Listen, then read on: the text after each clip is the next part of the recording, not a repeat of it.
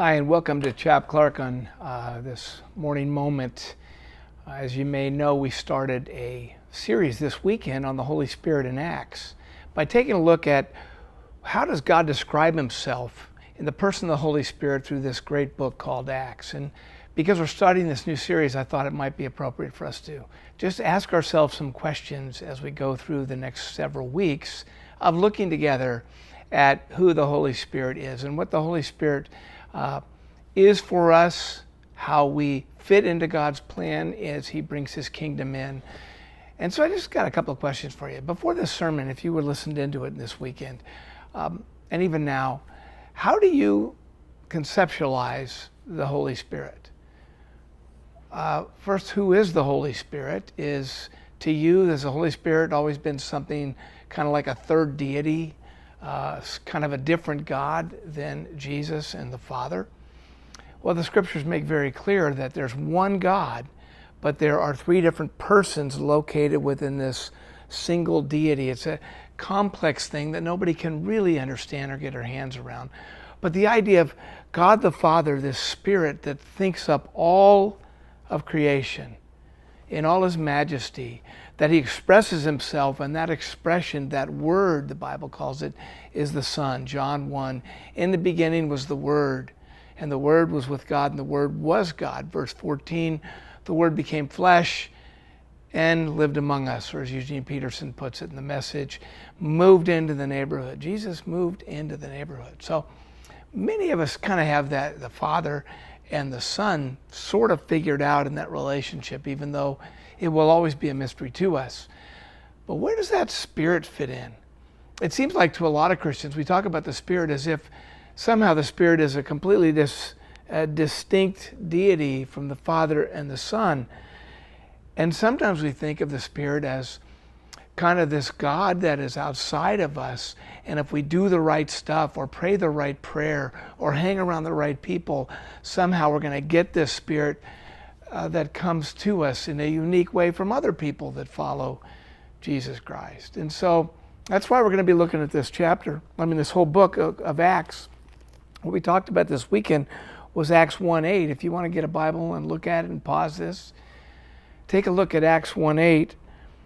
Jesus tells the disciples right before he ascends to heaven, you will receive power when the Holy Spirit comes on you, and you will be my witnesses in Jerusalem and in all Judea and Samaria and to the ends of the earth.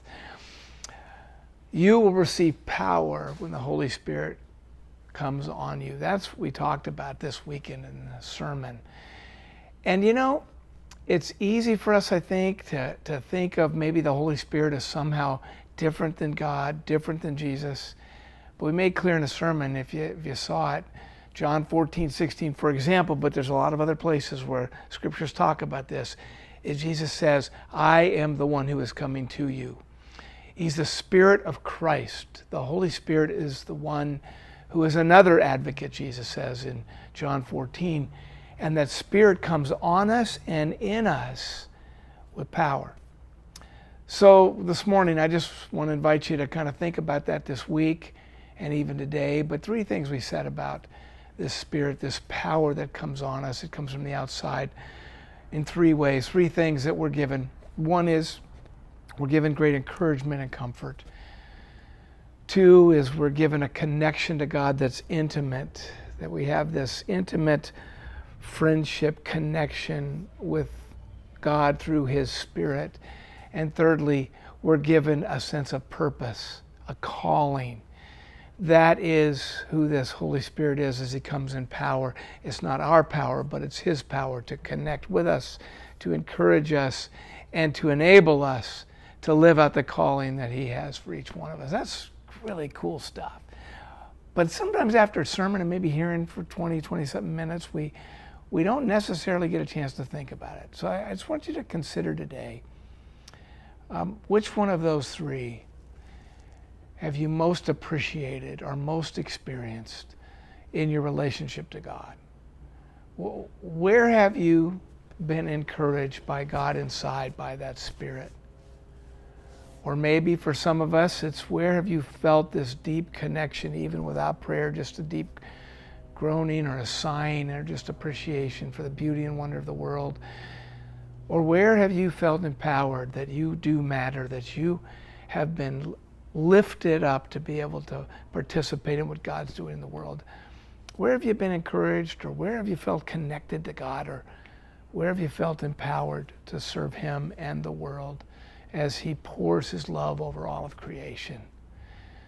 See, if you love and trust Christ, for sure you have at some point, and probably many, many times, maybe you haven't really thought about it, is you've been encouraged, or you've felt this deep connection, or perhaps at some point you felt like He's called you and He's used you. So why don't you think on that for a minute, and then take just a few minutes to thank Him, to thank your God who lives in you by His Spirit because of His great love for you. Just thank Him for whatever it is that you've thought of as you consider comfort, connection, and empowerment from our God, the Holy Spirit, who lives within us. He's not separate from the Son, not separate from the Father, but a distinct person who lives within us. May you have a great week, and may the Holy Spirit become very real to you. Thanks for listening.